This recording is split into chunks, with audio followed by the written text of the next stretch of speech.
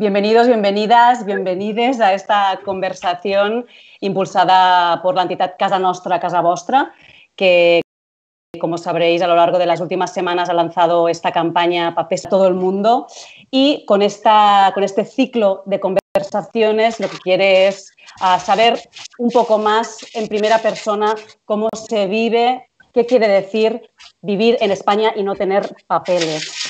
Con este ciclo de conversaciones entre personas migrantes sin papeles y personas del mundo de la cultura, se suma a una plataforma de mayor envergadura que, bajo el grito, la reivindicación de regularización ya, lo que pide, lo que exige al gobierno son medidas extraordinarias y urgentes para poder regularizar la situación de tantísimas personas migrantes que no tienen papeles, que ahora mismo son unas 600.000 personas en España. Estos días las conversaciones han sido en Instagram, hoy nos instalamos en YouTube, porque así podemos abrir la conversación a más voces y así hoy podemos hablar con tres mujeres trabajadoras, tres mujeres migrantes y portavoces de diversos colectivos. Hoy estamos con Yamile Caicedo, ella es portavoz de Sanitarios e Inmigrantes Solidarios. Hola, Yamile. Hola, ¿cómo estás? Muchas gracias por este espacio. A ti, a ti. También nos acompaña hoy Kenia García, que ella es portavoz del colectivo de prostitutas de Sevilla. Hola, Kenia. Hola, ¿qué tal? Gracias por la oportunidad. Y también está con nosotras Edith Espinola, que es portavoz de SEDOAC, una asociación que defiende los derechos de las trabajadoras del hogar y del servicio doméstico activo. Hola, Edith. Hola, buenos días. Un placer estar aquí para conversar con compañeras que saben lo que es resistir y luchar.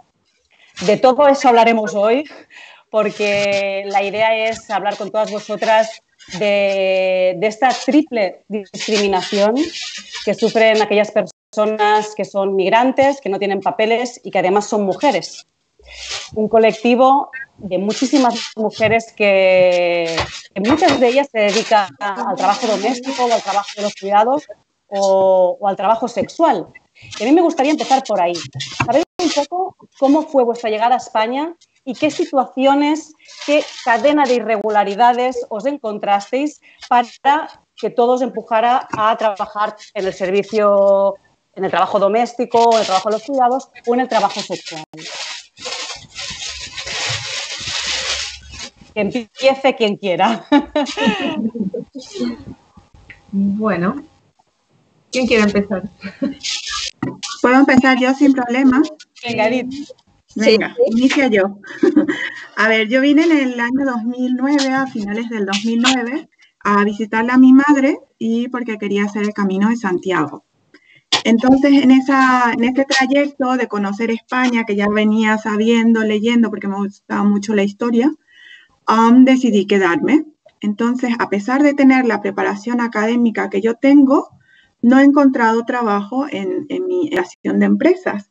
Y la única puerta laboral que se le da a la persona migrante, esté o no preparada, tenga la titulación que tenga o no tenga absolutamente ninguna titulación, siempre son los trabajos de servicios, ya sea en el campo, ya sea cuidando a una persona o tomando la decisión de hacer un trabajo sexual. Entonces, una decide qué es lo que va a hacer. Y en este caso yo decidí hacer el trabajo de cuidados, de estar de trabajadora del hogar.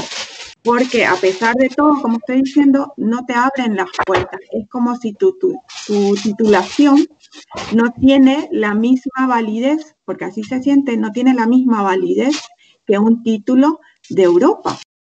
Porque a pesar de que puedas hacer la homologación, no tarda la misma cantidad de tiempo que un título de Italia o de Alemania. Lo mío tiene que durar, inclusive tengo que volver a cursar muchas veces la carrera 1 o 2 años y con lo que implica el gasto que esto sería. Entonces, a raíz de eso, yo entré en el empleo del hogar, un trabajo muy digno, pero con millones de desigualdades con respecto a los demás trabajadores. Y supongo que después me puedo extender más en esto para que hablen también las compañeras.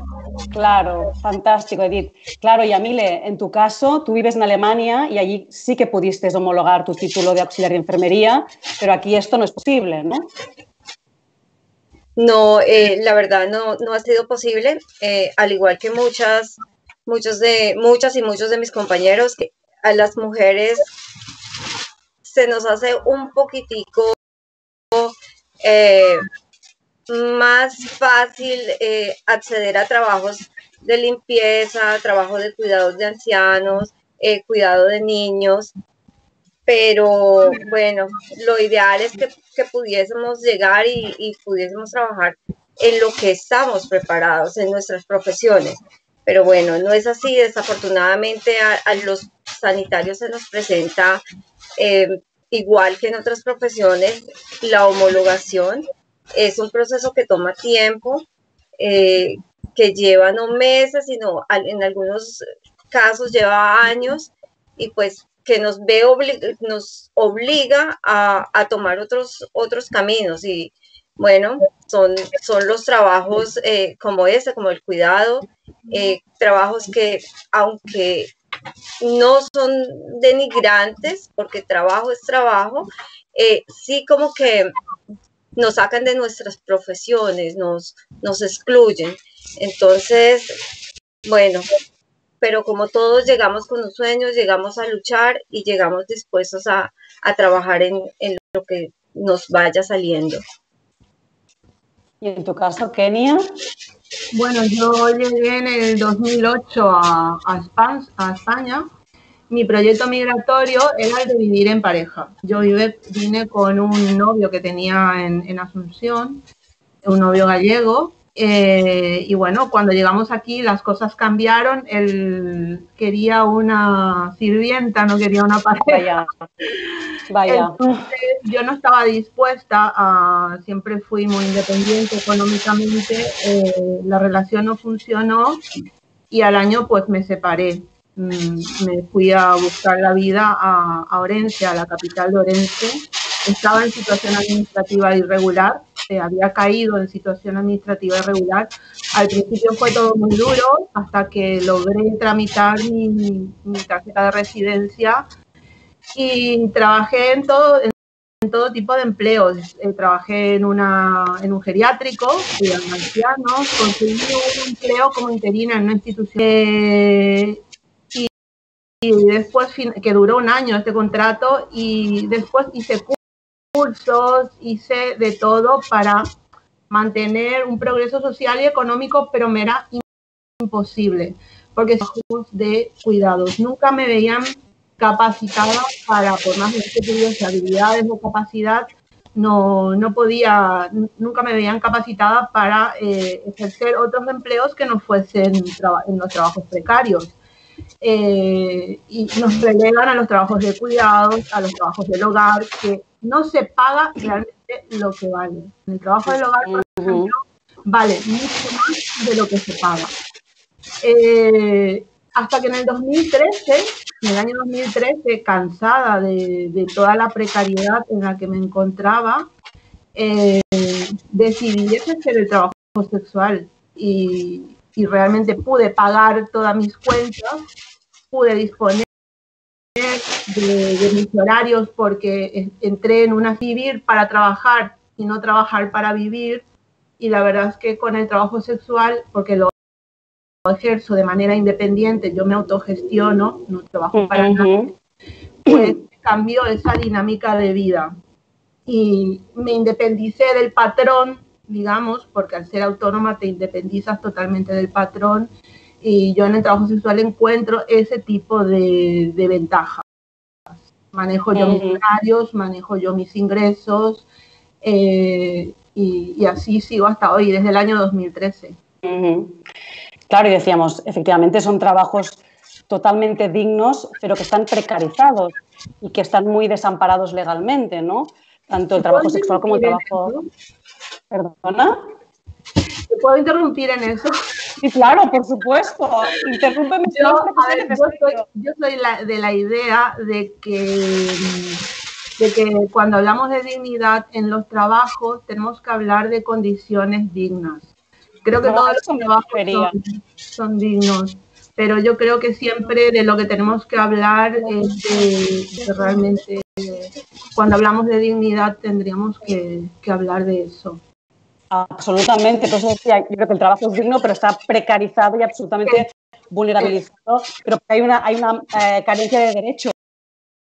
Exactamente. Y esto reclamáis, ¿no? Y de hecho, estos días, más que nunca, ¿no? Por ejemplo, las cuidadoras, y nos lo podrás explicar muy bien, que están trabajando en primera línea como los sanitarios, y en cambio no hay ningún tipo de protocolo, las trabajadoras, no hay ningún tipo de medidas de protección cuando están arriesgándose y en contacto con personas de máximo riesgo, ¿no? Como son pues, personas mayores o personas dependientes.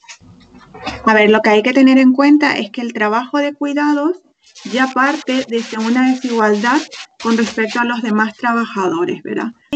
Que regula la cotización de las trabajadoras del hogar hace que tengan unas desigualdades que ya se vienen viviendo y que no es de algo que aparece ahora, sino que ya viene y explota en esta crisis sanitaria. Hay que tener en cuenta que la trabajadora del hogar tiene un sistema especial de cotización en la seguridad social. Ahí ya te das cuenta que no se cobra el paro, no hay una ley de prevención de riesgos laborales, por lo cual todas las enfermedades que deriven del trabajo no son profesionales. Si yo me caigo, siempre va a ser un accidente común. Si yo me quemo cocinando, pues también va a ser un accidente común, no va a ser una enfermedad profesional. Los dolores lumbares o el dolor en el pues no se reconoce como un trabajo, como un dolor de una profesión que yo estoy haciendo. O sea, dentro del empleo del hogar, y encima tenemos estas dos del empleo, ¿verdad? Que son el trabajo de interna y el trabajo de externa. A mí de interna, cuando me hablan, ya me golpea y me duele. Yo siempre digo, soy abolicionista del régimen de interna. O sea, el régimen de interna es la esclavitud moderna.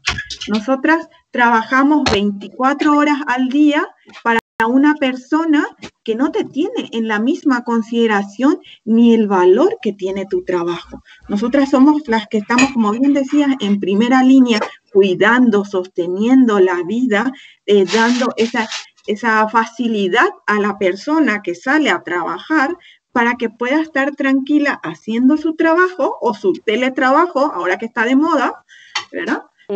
Pero a la trabajadora del hogar se le paga mal, se le trata mal, se cree que es parte de ellos, que sos un objeto, una propiedad. Entonces no hay condiciones justas a pesar de que estás realizando un trabajo tan necesario. Y cuando decís no existen protocolos, pues no. Hoy es 23 de mayo, son prácticamente ya 2 meses y medio, casi 3, que estamos teniendo de esta crisis sanitaria, donde el gobierno en ningún momento ha previsto un protocolo específico para la trabajo ofrecido EPIs, ni nada, absolutamente nada.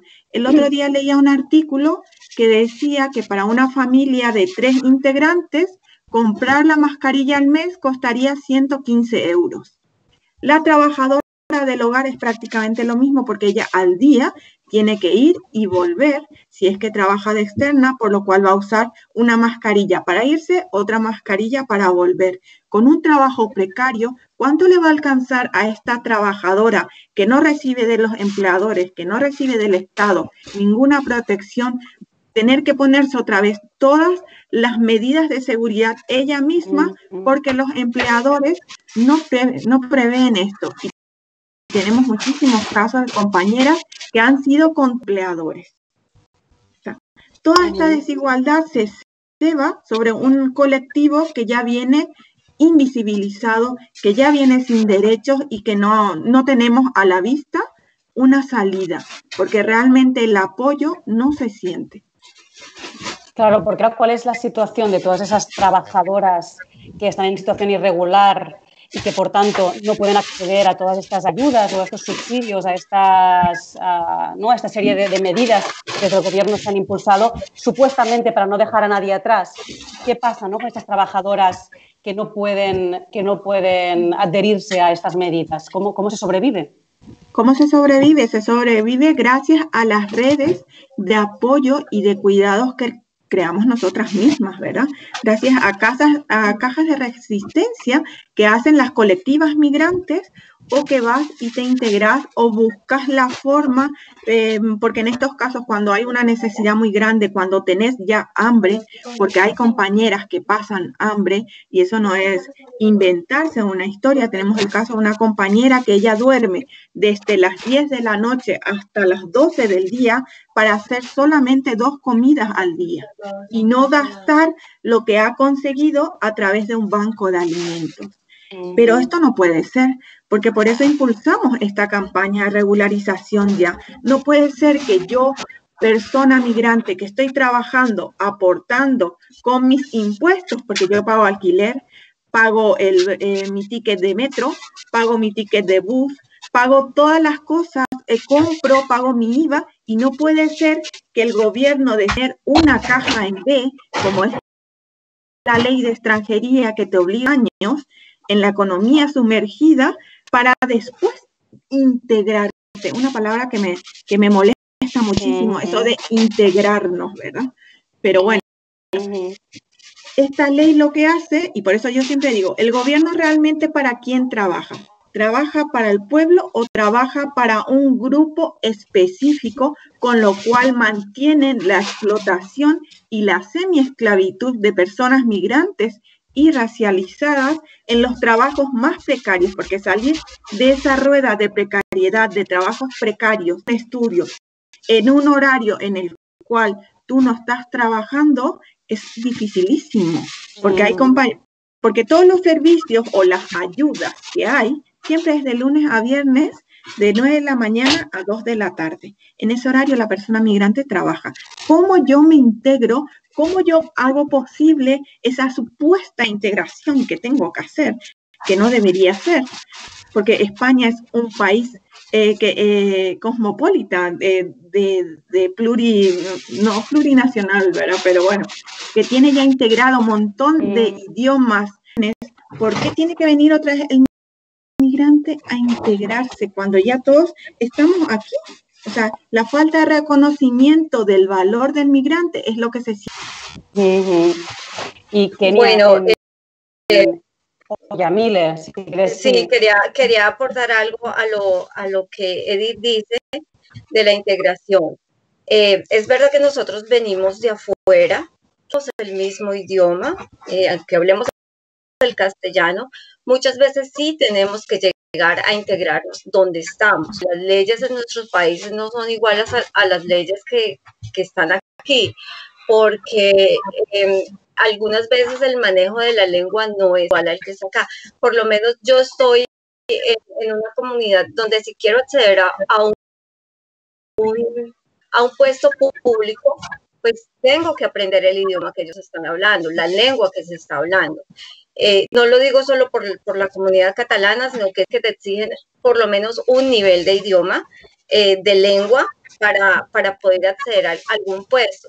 Y lo digo por experiencia propia. Yo hice un curso de integración al llegar a Alemania, claro, porque estoy llegando a una cultura diferente, a un mundo diferente. Entonces, creo que la integración sí es importante, y creo que si vamos a llegar a un país como este, donde tienen otras normas, otras reglas, otra cultura, aunque hablen nuestro mismo idioma, sí van a haber cosas en las que tenemos que estar ahí pendientes nosotros como inmigrantes, y decir, quiero vivir aquí, quiero trabajar acá, pues también tengo que integrarme al sistema de aquí.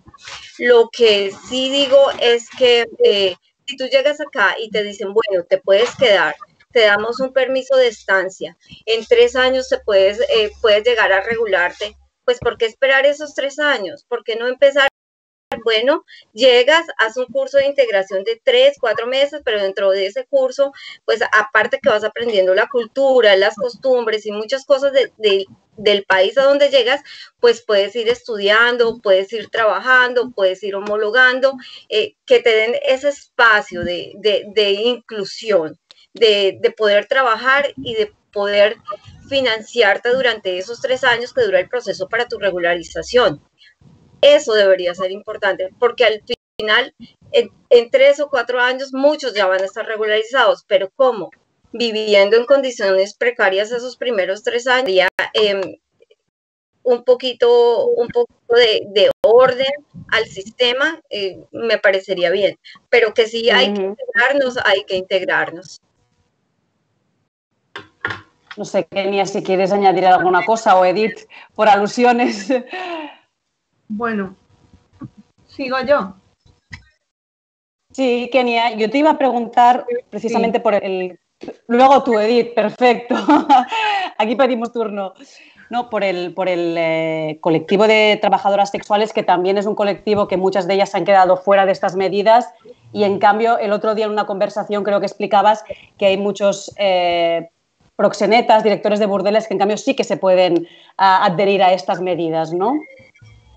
Sí, a ver, en nuestro caso, pues se agudizó todo porque al no estar, por un lado, el trabajo sexual no está reconocido como trabajo. Entonces, al no estar reconocido como trabajo, pues nosotras no tenemos ni nómina, ni paro, ni podemos acogernos a un ERTE, por ejemplo. Y esto lo vimos en La Jonquera. En La Jonquera, el propietario del macroburdel Paradise, él se acogió a un ERTE para 69 empleados, camareros, guardias de seguridad, empleados de limpieza y tal. Y en este club trabajaban casi 90 mujeres que ganaban la vida ejerciendo la prostitución. Las echó a la calle, a todas, sin ningún reconocimiento. Ellas no tenían a dónde ir a reclamar esto. ¿Por qué? Porque no están reconocidas como trabajadoras. Entonces ahí se vio perfectamente la consecuencia de la falta de reconocimiento del trabajo sexual como trabajo. Eso por un lado. Por el otro, pues las personas en situación administrativa irregular, que también ejercen el trabajo sexual, en la mayoría, normalmente ellas encuentran cobijo, y esto lo voy a decir entre comillas, en los clubes. Pues como no pueden alquilar, no tienes documentación, entonces no puedes acceder a un contrato de alquiler. Y si no tienes nómina, pues tampoco puedes acceder a un contrato de alquiler. Las que tenemos tarjeta de residencia, pues a lo mejor podemos alquilar una habitación, pero las que se encuentran en situación administrativa irregular encuentran cobijo en los clubes y en las casas de cita.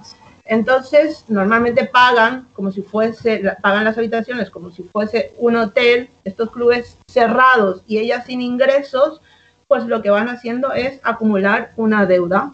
Desde el 14 de marzo van acumulando una deuda. Sin ingresos no puedes pagar el alquiler, no te puedes pagar la comida, no te puedes pagar ni siquiera recargar el teléfono 5 euros para llamar a tu familia que está en tu país. O sea, te quedas totalmente indefensa. La situación administrativa irregular es eso, te quedas totalmente aislada e indefensa a merced de todo y a merced de todos. Esa fue la situación en la que nosotras nos encontramos. Nos encontramos con compañeras en situación de calle, porque sin contrato de alquiler, pues lo que hacen, le das poder al propietario de vives o del apartamento en el que vives, y hay compañeras que se quedaron en la calle.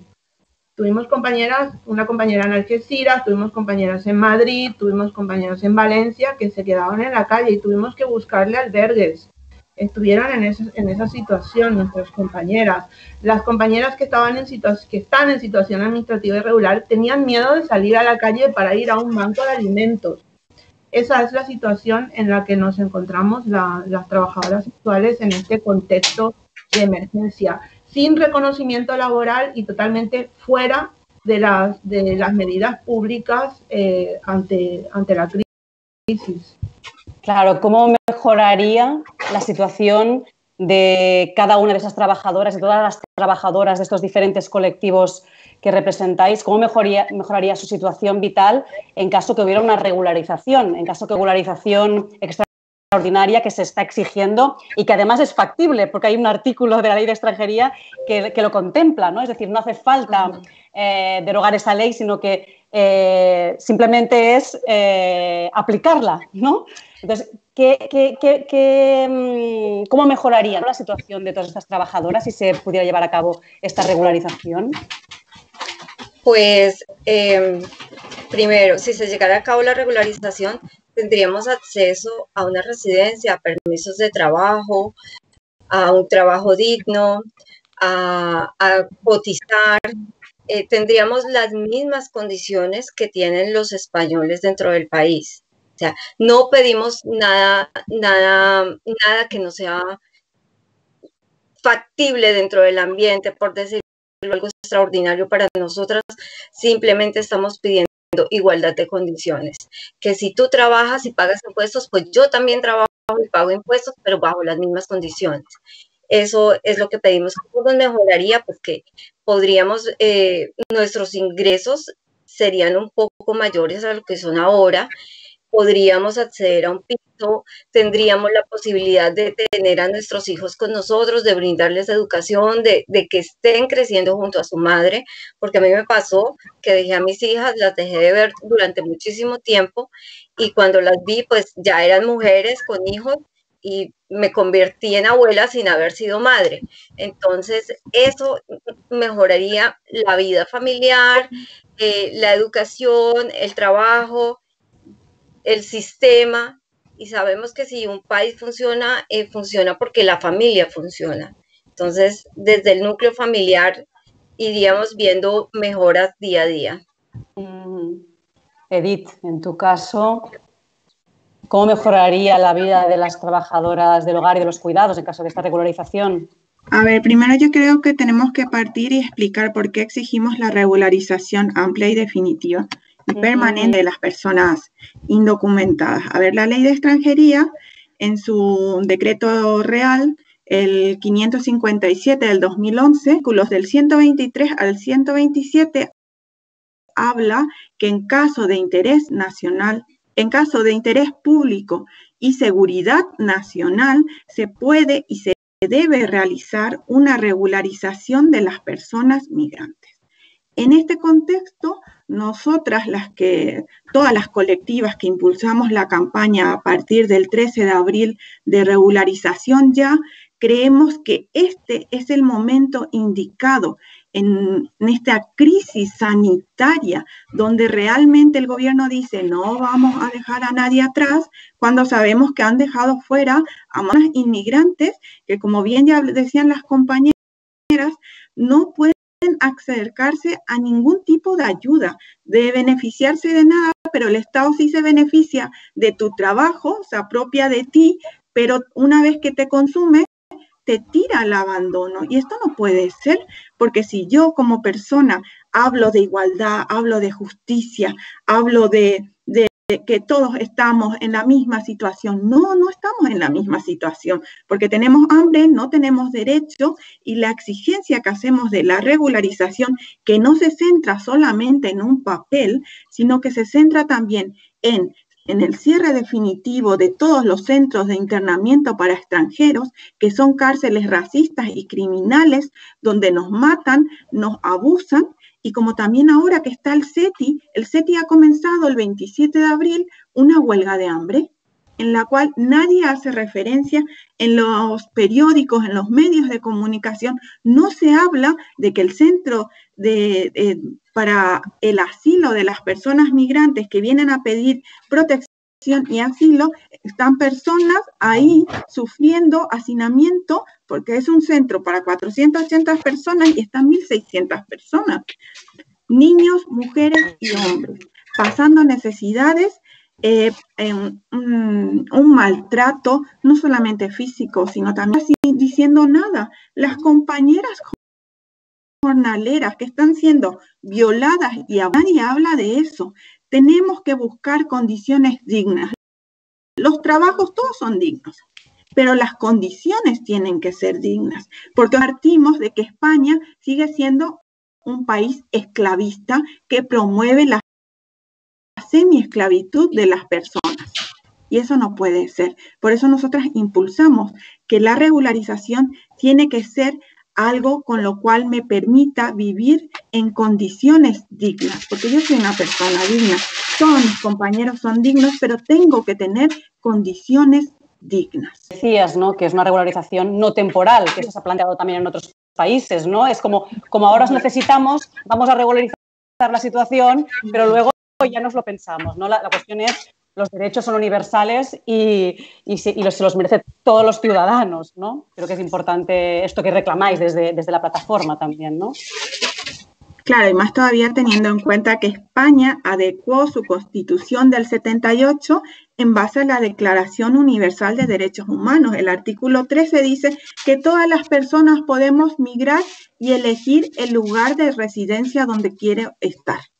Entonces, si yo firmo algo y lo tengo como ley suprema de mi país, entonces, ¿qué estoy haciendo?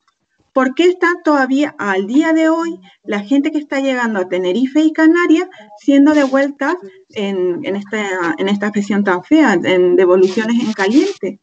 Personas que han tenido como 11, 12 días cruzando el mar, niños, mujeres embarazadas, a las cuales nosotras no olvidamos porque como no salen los medios, hacemos como que no nos interesa y no sabemos.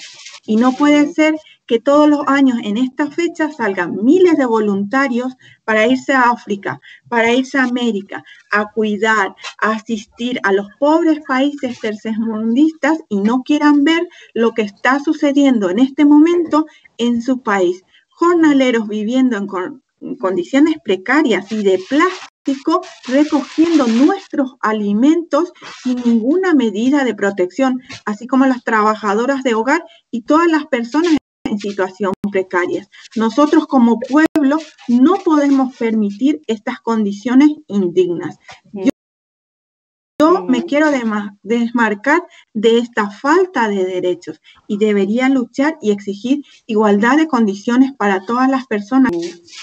Y Yamile, antes me comentabas que esta asociación, este colectivo de sanitarios inmigrantes solidarios que habéis empezado a raíz de la crisis del COVID-19, que tenéis ganas de continuar con ello, es decir, que es un proyecto que parece que puede tener más vida, ¿no? Y que tienes ganas quizás incluso de quedarte aquí en España y continuar con este proyecto. Cuéntame, ¿cómo se puede desarrollar esto? Pues la verdad sí veo que sea un proyecto que pueda beneficiar a muchas personas, igual a muchos colectivos. Lo veo como que...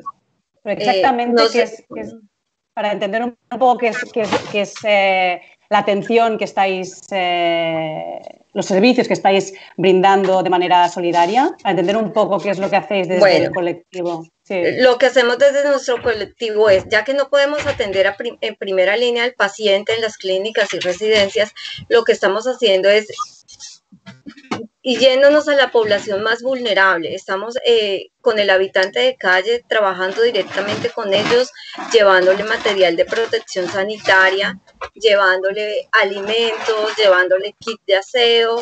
Eso es lo que estamos haciendo, programas de promoción y prevención. Sabemos que hay muchas personas en la calle que ni siquiera saben que tienen derecho a la salud.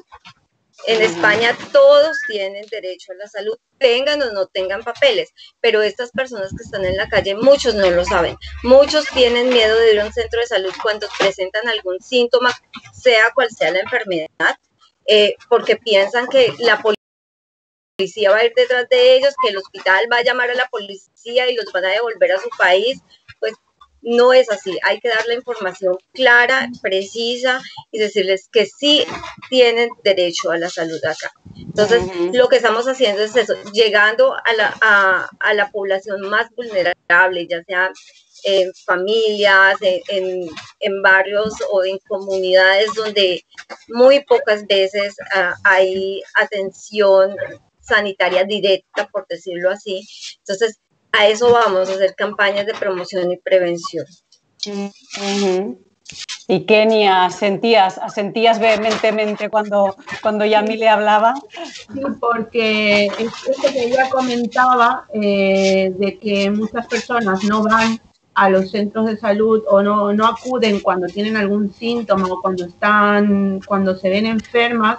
Eso está pasándole a nuestras compañeras en situación administrativa irregular, que a veces tienen algún síntoma o a veces les pasa algo y no acuden porque tienen miedo, no tienen la suficiente información, se quedan aisladas y no acuden a los centros de salud, ni a urgencias, ni a ningún sitio, porque creen que las van a deportar. Automáticamente se quedan en casa aguantando lo que sea, pero no situación. Eso es lo que está contando ella, es algo que nosotras hemos estado viviendo desde que empezó el confinamiento y estamos escuchando de las compañeras. Se están automedicando por no ir a pedir ayuda por el miedo que tienen.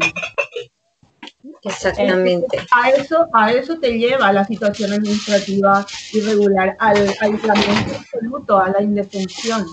Lo que ella está pensando es que es el reflejo constante nuestro en el campo de las trabajadoras sexuales. Oye, y hablemos de feminismo, ¿qué os parece? Que sé que las tres también la lucha feminista y yo creo que hay que meter caña al feminismo hegemónico blanco, al cual yo me gustará más o menos, pero encarno de alguna manera, aunque intento ser autocrítica, ahí estamos. Ahí está. ¿No se oye? ¿No se me oye? Se te oye cortado. ¿Sabes lo que pasa? Que yo creo que se te mueven los auriculares y entonces ahí es que hace como un contactito. A ver, ¿se me oye mejor ahora? Ahí. ¿Se me oye mejor? Ahí sí. Vale. Ahí sí. Uy, con lo movida que soy yo, a ver si me puedo Quieta, posición de clase. No, os decía, ¿no? Hablemos de feminismo, que yo sé que las tres estáis muy implicadas también en la lucha feminista, y decía que creo que se tiene que meter mucha caña al feminismo hegemónico blanco, que a mí me guste más o menos, pues encarno de algún modo, aunque os decía que intento ser muy autocrítica, pero creo que nos hace falta revisionarnos muchísimas cosas, y os quería preguntar si creéis que se tienen en cuenta vuestras necesidades, las necesidades de las personas migrantes por parte de las feministas de feminismo blanco. Kenia va haciendo no. Fatal. A ver, es que, en nuestro caso, yo no puedo generalizar porque sería injusto. A ver, en el caso nuestro, nosotras tenemos compañeras que cada vez nos apoyan más, que cada vez nos escuchan más, que cada vez comprenden más que nosotras lo que defendemos son derechos, no defendemos la prostitución, así como las trabajadoras del hogar no defienden el trabajo del hogar y las Kellys no defienden el trabajo de la psicología. Nosotras no defendemos la prostitución, sino que reivindicamos respeto, reconocimiento y derechos. Eso es lo que nosotras hacemos. Y cada vez las mujeres comprenden más, pero tenemos serios problemas feminista abolicionista. Nos acaba de reconocer como sujetos políticos, nos ve como víctimas, como pobrecitas que hay que rescatarlas, que no tienen voz, que darle voz. No. Nosotros hablamos por ellas. Entonces, en esa situación es muy difícil de hablar y debatir cuando ellas están ahí y cuando nosotras estamos aquí, porque ellas nos ven como víctimas. Entonces, para que pueda haber realmente una conversación, tenemos que hablar de sujeto político a sujeto político. Somos agentes sociales y dime si no hay algo más feminista que levantarse como sujeto político y protagonista. Eso es lo que nosotros estamos intentando hacer, pero es la confrontación constante que tenemos con el sector abolicionista, que cuando no tienes ese discurso victimista que ellas esperan, automáticamente te acusan de privilegiada, de proxeneta, de difaman, ese discurso. Y lo que nosotros estamos intentando es que el feminismo tiene que ser una herramienta para concienciar a las mujeres para que se fortalezcan y reivindiquen y reclamen sus derechos para poder hacer frente a los abusos, sea la violencia social, sea la violencia del cliente, sea la violencia del empresario. Pero para eso tienes que estar fortalecida. Pero constantemente te están diciendo que eres víctima, al final eso es. Y ahí es cuando vivimos el estigma, que es lo que nos atraviesa a las trabajadoras sexuales y nos paraliza. Y Edith, no sé en tu caso cómo lo ves, porque yo creo que el feminismo últimamente se está llenando la boca, ¿no?, de valorar los cuidados, de ponerlos en el centro, de hay que cuidar a quien cuida, pero me parece que muchas veces se queda en un plano muy teórico y no hay una lucha real, ¿no?, quizás por transformar las vidas y reclamar los derechos, ¿no?, de muchas mujeres que a ver, el otro día estábamos en un directo con la directora del Instituto de la Mujer, con Beatriz Jimeno, y justamente le estábamos reclamando eso. El feminismo habla de que la vida tiene que estar en el centro, valorar los cuidados y el trabajo que hace una mujer en los cuidados. Yo creo que hay que partir primero de varias cosas, ¿verdad? Uno, que nosotras las mujeres no nacemos con un chip del cuidado. Yo por ser mujer no tengo que dedicarme a cuidar, no tengo que no porque yo soy mujer y tengo un ovario, tengo que después parir. Yo, o sea, puedo decidir sobre mi cuerpo lo que yo quiero hacer. Y no puede ser que yo sí apruebe el aborto legal, pero no puedo permitir que mis compañeras decidan ser trabajadoras sexuales. O sea, una cosa sí y lo otro no. No, si yo estoy buscando el empoderamiento de la mujer a través de su información y formación, ella misma tiene que ser la que decida sobre qué quiere hacer con su vida. Siempre que no atente contra otra persona, a mí me parece que cada mujer tiene que decidir lo que voy a hacer. No puede ser que venga solamente porque yo tengo este estudio, porque yo soy más esto, porque yo, a dar siempre como que yo soy la catedrática y tú como sujeto migrante que hace un trabajo que yo creo que está en condiciones que no es digno o que tiene un estigma, puedo tener más validez solamente porque yo tengo una titulación o una especialización. Siempre nos ven como sujeto de estudio, pero no sujeto que tiene, y eso de que me digan, vamos a darle voz. Yo no necesito que me den voz. Yo tengo mi propia voz. Yo sé cuál es mi lugar y yo me defiendo y defiendo mis derechos. No necesito que otra persona venga a darme un altavoz. Y con respecto al tema de los cuidados, no puede ser que se hable de que los cuidados están en el centro, pero sin embargo no se cuida a la que está realizando los cuidados. Nosotras en el mes de marzo, por el Día de las Trabajadoras del Hogar, sacamos esta campaña de cuida a quien te cuida. ¿Por qué decimos cuida a quien te cuida? Porque la trabajadora del hogar tiene que ser cuidada. La trabajadora, un trabajo de cuidados a una persona dependiente, no puede estar 24 horas como un robot sin derechos en condiciones de semi-esclavitud, mientras yo digo vamos a luchar por la igualdad, todas las mujeres somos iguales. No, mientras feministas siempre le reclamamos, no puede ser que busques la igualdad cuando sigues oprimiendo a tu compañera. Por eso decimos, rompen el techo de cristal y somos nosotras las personas migrantes que realizamos los trabajos precarios, las que recogemos los cristales en el suelo, invisibles y sin derechos. Y eso no puede ser. Hay que ganar primero las batallas para ganar las guerras. Primero tenemos que luchar y hacer que el movimiento feminista realmente no sea solamente de palabras, sino que sea realmente un movimiento que apoya a las minorías y que saque la lucha de las mujeres trabajadoras en situaciones precarias como las que en asistencia a domicilio, las empleadas del hogar, las limpiadoras, las trabajadoras sexuales con derechos y en igualdad de condiciones para poder luchar y decir vamos todas juntas. O si no, solamente van las mujeres con privilegios y las otras nos quedamos atrás. Entonces el feminismo sí sigue teniendo una deuda con toda la población migrante. Y a mí, Mile, ¿cómo lo ves tú? Bueno, yo veo el tema del feminismo así. Lo que pasa es que en América Latina, en nuestras casas, nos enseñan a ser mujeres sumisas. Entonces, lo que tenemos que hacer ahora es desde cada uno de nuestros colectivos es brindar un poco de educación a todas aquellas mujeres que están siendo vulneradas en este momento. Decirles, sí se puede salir adelante como mujer.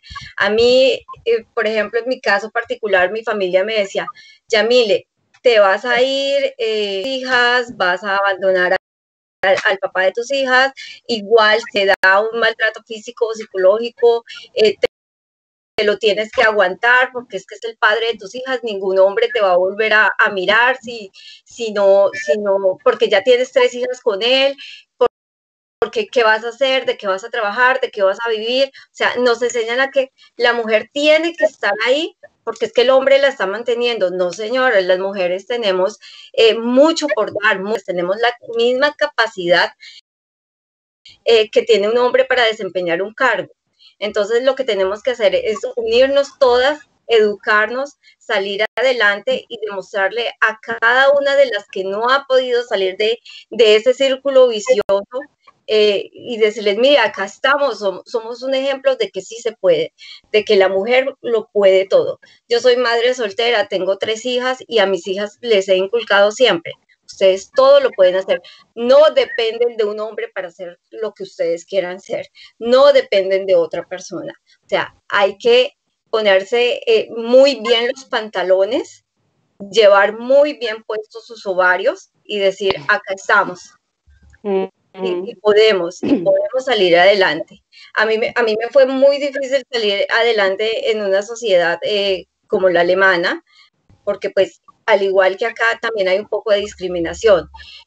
Me causó mucha curiosidad escuchar un día a un niño de los que yo cuidaba, yo me caí, me tropecé y me dijo, levántate que el indio no siente dolor. Fue una frase que me marcó y dije, el indio no siente dolor, wow, qué fuerte. O sea, deshumanización, ¿no? Exactamente, pero es una frase que se utiliza en Alemania para decirle a los niños, ya, levántate, que eso no pasa nada, no duele, sigue adelante, pero el usarlo así como, levántate, que el indio no sienta dolor, uy, a mí esa frase me pegó, lloré todo el día, dije, pero porque me están diciendo así, me sentí mal, y luego dije, no, pues acá me va a tocar empezar. Yo soy enfermera y estaba en ese momento trabajando como cuidadora de niños, decía, yo tengo que desempeñar mi profesión, tengo que abrirme camino. Y así fue, sola me tocó desde aprender el idioma, abrirme camino en una sociedad que no me sentía aceptada al principio, porque es que ni siquiera podía comunicarme con ellos. Pero sé que emprendí una lucha y sabía cuál era el objetivo, que era sacar mis hijas adelante, que son 3 niñas, sí, ya son 3 mujeres, pero que llevan en sí el legado que les he enseñado. Adelante podemos y podemos solas. Entonces yo creo que si nos educamos todas como mujeres y desde pequeñitas le enseñamos a las niñas que como mujeres podemos salir, o sea, ahí vamos creando una cadena de feminismo muy grande y muy fuerte. Hombre, yo creo que es importantísimo tener referentes. Vosotras 3 sois 3 grandes referentes. A mí me gustaría decir algo. Claro, Edith. Claro. Iremos acabando ya porque si no nos alargaremos demasiado, pero sí. Vale, solamente que me gustaría hacer una corrección porque a mí no me gustan las generalidades y decir que todas en América Latina somos criadas para ser sumisas no es cierto. Eso no es cierto. Quizás de acuerdo a una población o al lugar donde tú estás viviendo, tu familia, cómo se integra, pero las mujeres ser sumisas, en mi caso y en muchas amigas que tengo que somos latinas, no somos sumisas, o sea, las mujeres no somos sumisas. Que la opresión patriarcal nos obligue muchas veces a agachar la cabeza no quiere decir que seamos sumisas, sino que tomamos más fuerza y salimos adelante. Y cuando te dicen, como dijo, no me acuerdo el nombre de la compañera, cuando te dicen el indio no siente dolor, nosotras, o sea, yo me siento muy orgullosa de mis raíces indígenas. Y cuando te dicen no siente dolor, ¿por qué? Porque el indígena de por sí tiene una cultura de resiliencia, de asumir ese dolor y salir más fuerte, salir con energía, decir yo soy nativo, yo lucho, yo soy fuerte y yo voy adelante. Entonces, siempre hay que darle vuelta a estos rasgos y expresiones racistas que están instaladas por la colonialidad y darle vuelta. A mí no me molesta que me digan sudaca, yo me siento muy orgullosa cuando mis compañeras le dicen centraca. ¿Por qué? Porque somos de Sudamérica y con orgullo, con energía, con fuerza, tenemos sangre aborigen de resistencia. Entonces, darle vuelta a estas terminologías muy racistas que están arraigadas en nosotras por este genocidio que vino desde el 1492, pero hay que salir adelante y darle la vuelta a estas expresiones racistas y rebatirlas siempre. Al decir que el indio no siente dolor, bueno, sí es una expresión fuerte, me dolió porque yo vengo de un país donde tengo raíces indias. Si tú me ves a mí, me ves como una india. Entonces, lo que hice fue llenarme de valor y decir, bueno, esta india va a demostrar lo que sabe. Y en este momento mis compañeros en Alemania me tienen en muy buen puesto. ¿Por qué? Porque he demostrado con mis capacidades que los indios podemos. Y cuando me dicen, es que tú, ¿de dónde eres? Sí, soy india. Les digo, soy india. Y me siento orgullosa de serlo. También, la panchita. Exactamente. La panchita, sí. Tú, Kenia, también reivindicas, ¿no?, lo de puta feminista, que al final es todas aquellas palabras que se han usado para denigrarnos, pues hay que darles la vuelta, ¿no? Bueno, porque es un poco lo que están comentando aquí las compañeras. Sí. Es un poco de lenguaje. Esto nace en el año 80, justamente en el seno de una red de prostitutas brasileñas. Su líder era Gabriela Leite, y ella lo que decía era que teníamos que reapropiarnos de esta palabra tan cargada de estigma que nos atraviesa a todas las mujeres. A todas. A todas. El estigma puta atraviesa a todas las mujeres. Entonces, Gabriela Leite lo que decía era que teníamos que desafiar esta palabra, reapropiarnos de ella y cargarla de reivindicación. Puta, vivo mi sexualidad como yo decido, no como los mandatos patriarcales me dicen que tengo que vivirla. Yo quiero, no según los cánones sociales. Yo utilizo mi sexualidad para reproducirme, para tener placer o para obtener un beneficio. Entonces, su propuesta era reapropiarse de ese término y utilizarlo como una identidad política. Puta feminista, ¿por qué? Porque ella propuso escuchar, a partir del año 80 estaban emergiendo los movimientos feministas, entonces el puta feminista era para que la voz de las putas, movimiento feminista.